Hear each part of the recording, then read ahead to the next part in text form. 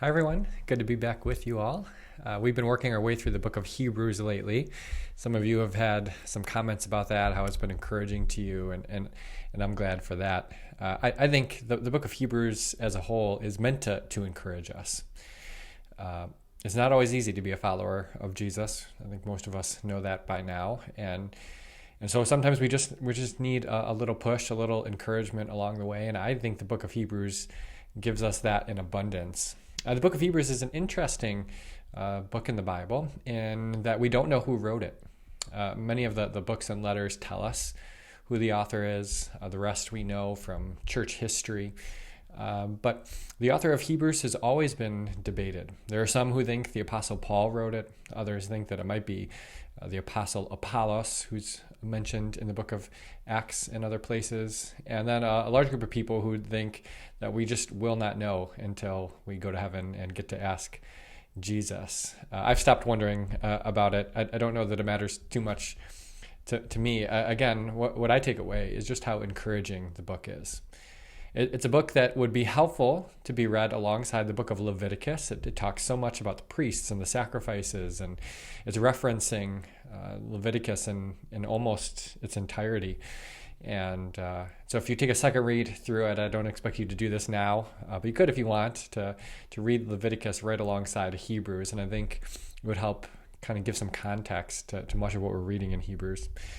There are a number of places that we find comfort and encouragement in Hebrews. I guess I'd like to talk about three. The first is something that we've just kind of come upon, and that is the encouragement that comes from never living this life of faith alone, right? Chapter 12 talks about this. It says, "Therefore, since we also have such a large cloud of witnesses around us, let us lay aside every hindrance and sin so that easily ensnares us. Let us run with endurance the race that lies before us." And this is after chapter 11, which talks about all of these people who walked in faith. And so as you walk your life of faith, I know it can be lonely sometimes, but the truth is we're never alone. Even when you're sitting in your chair peacefully with a cup of coffee, reading the Bible plan we're working our way through, right? You're actually never alone. You are part of a family. You've been brought into a family filled with brothers and sisters throughout history, as Hebrews reminds us, across the world. Today here at St. Paul, and so we sometimes read the Bible personally, but never really privately totally, and we're never really alone. And that's why the church is such a gift. It's not just a club that we join or some old-fashioned institution. It's a family that is there to encourage us. And I pray that we would continue to find ways to encourage one another and to receive the encouragement of one another because we need it.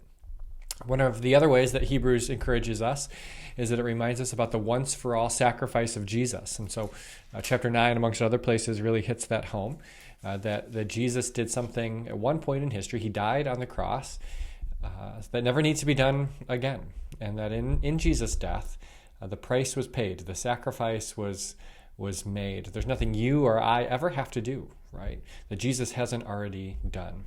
His sacrifice has earned us grace and forgiveness.